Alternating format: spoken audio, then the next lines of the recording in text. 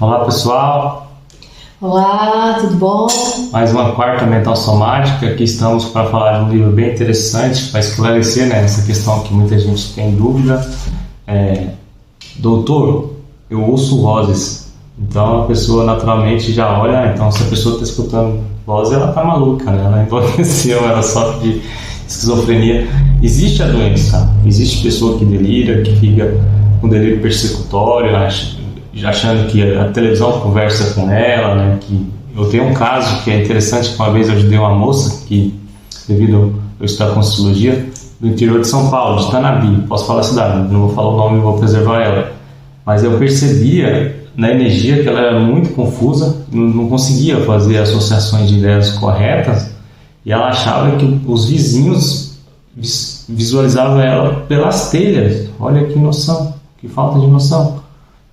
Como que os vizinhos subiam uma escada e percebiam ela dentro do quarto, observavam, e ela tinha uma paranoia bem persistente. Isso é uma característica de uma pessoa realmente esquizofrênica, sem interferências extrafísicas que são reais. O pessoal da psiquiatria convencional, um dia eles vão chegar nesse processo que o espiritismo, alguns espíritas e psiquiatras espíritas já estão falando sobre isso, mas a Conscienciologia é mais paracientífica, mais técnica, né? Ela fica mais fácil de você estudar por meio do paradigma consciencial, que é possível as pessoas terem essa mediunidade, ou seja, para perceptibilidade, para percepção, com razão, sem ser alienação, sem ser alucinação, sem ser doença mental.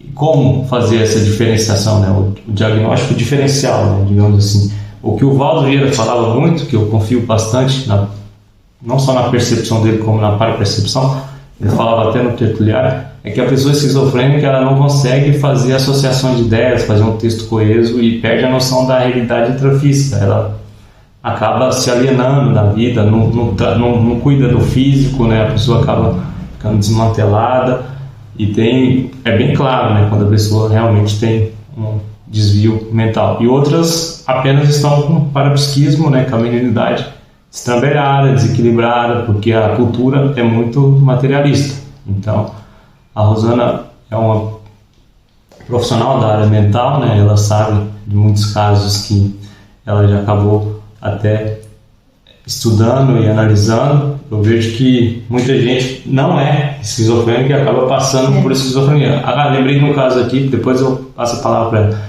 Certa vez um rapaz, um jovem, mandou uma mensagem no tertuliário falando da namorada dele, que o professor Valdo leu a carta e falou assim: não, o que ela tem é síndrome do estrangeiro. Síndrome do estrangeiro é a pessoa que sente falta do curso intermissivo aqui no intrafísico. Ela fica alienada da vida intrafísica. Ela pode ficar alienada da vida intrafísica porque ela está com saudade de amigos que conheciam no extrafísico, que ainda esses amigos ela não reconheceu ainda, né, aqui no intrafísico. Quando ela reconhece, quando ela admite o paradigma consciencial, ela se sente bem. Então tem isso também. A pessoa pode ser portadora dessa SEST, né, que é a síndrome do estrangeiro, que é uma parapatologia, não só uma patologia, ou seja, tem a ver com paracérebro, não só o cérebro intrafísico, é o cérebro extrafísico da pessoa que fez um curso intermissivo, que esteve nessa dimensão extrafísica antes de estar na dimensão intrafísica. E o mais interessante desse Mauro, que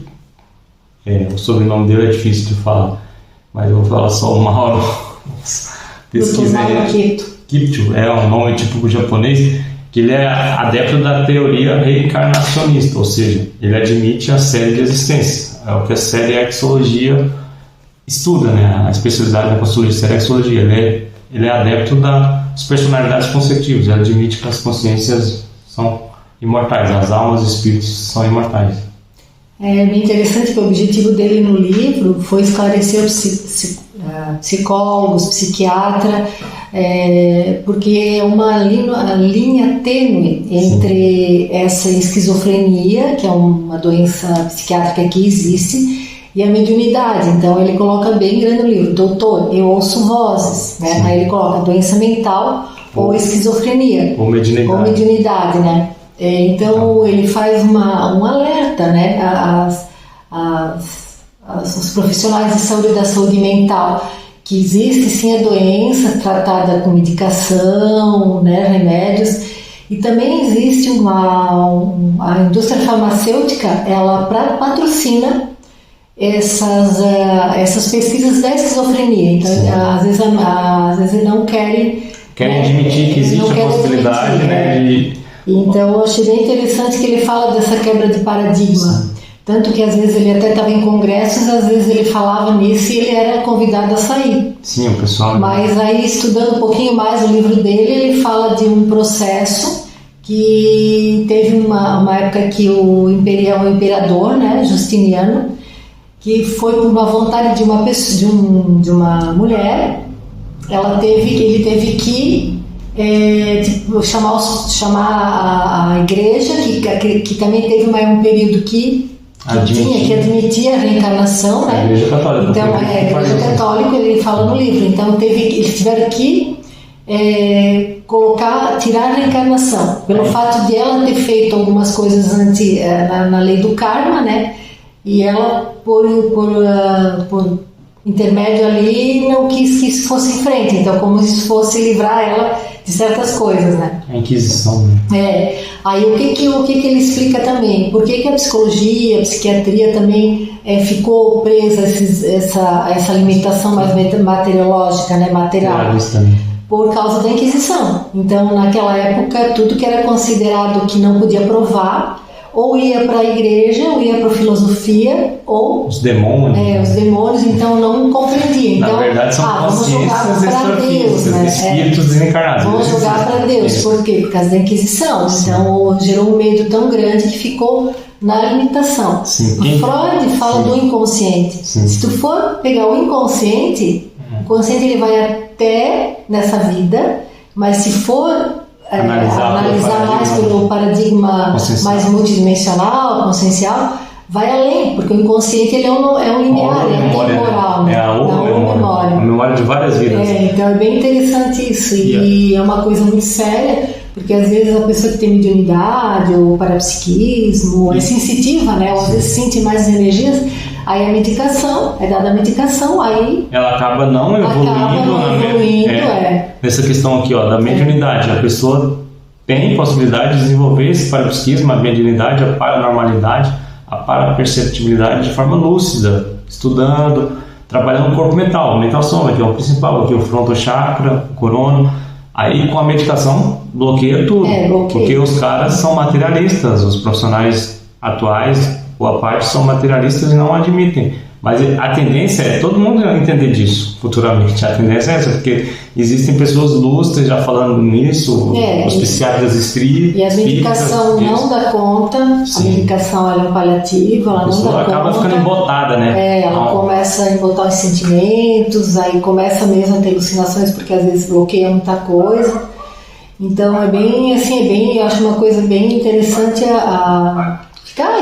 assim, ele fala que a ciência vai ter esse crescente, né? Um dia vai chegar. Um dia vai chegar a ampliar. Sim. Que a gente não é só matéria. Sim. Então é bem interessante a abordagem que ele faz. Então ele fala até das medicações, das abordagens do que pode prejudicar. Sim. Fala também de produtos mais de homeopatia, de florais. Terapia mais holística, né?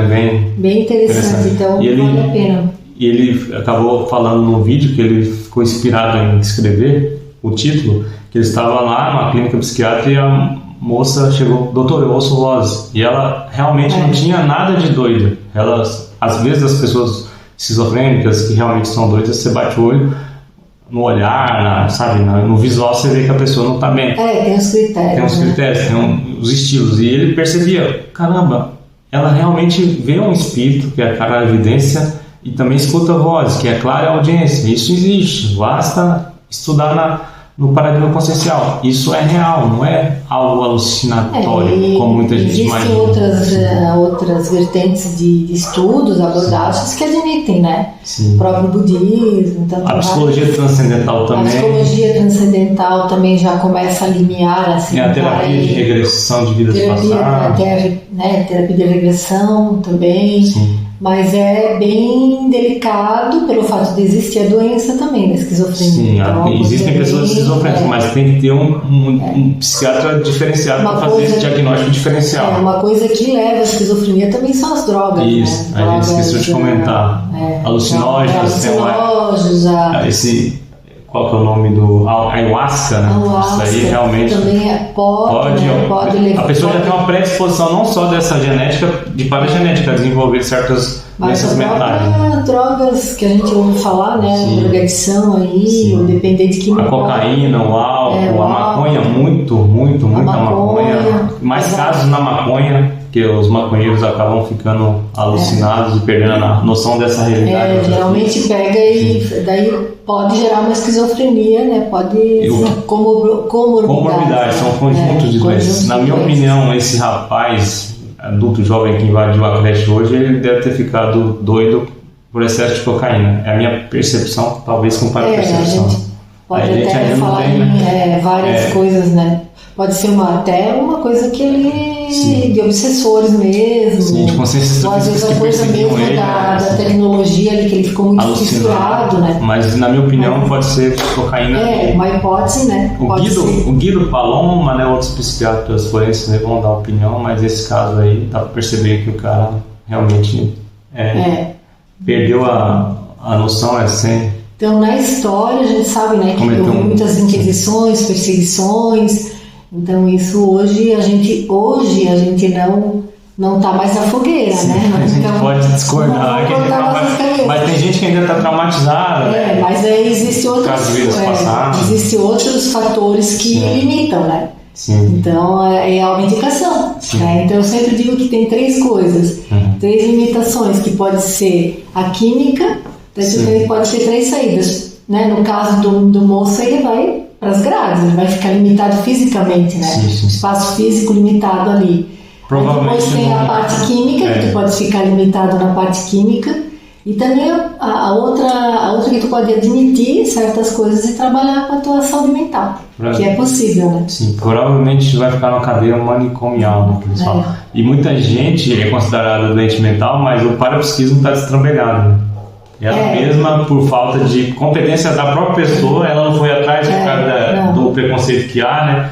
Ela não procurou e ela foi colocada como doente mental, mas na verdade é um desequilíbrio consciencial da paraperceptibilidade dela, da mediunidade que ela traz de várias vidas. Ela já tem aquela facilidade em várias vidas. A gente pode até trazer uma hora aqui sobre as crianças, né? Que às vezes são parapsíquicas, às vezes o trancamento que eles falam, né? Trancamento da mediunidade. Aí às vezes por medo, receio, então ignorância. A própria vai fechando tudo isso, vai dizendo que é besteira, né? Então vamos lá, né? Claro, a audiência que a pessoa escuta a voz, não é que a pessoa está delirando, ela pode estar escutando uma voz de uma consciência extrafísica que auxiliar ela. Clara evidência é a pessoa que tem uma visão além dessa dimensão extrafísica.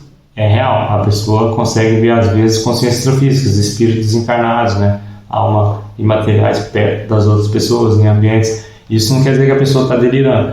Agora, existe aquela pessoa que cria a fantasia na cabeça e vê, aí que a pessoa é esquizofrênica, há essa diferenciação. E tem a pessoa que é esquizofrênica e tem esses obsessores, essas consciências extrafísicas em cima da pessoa também.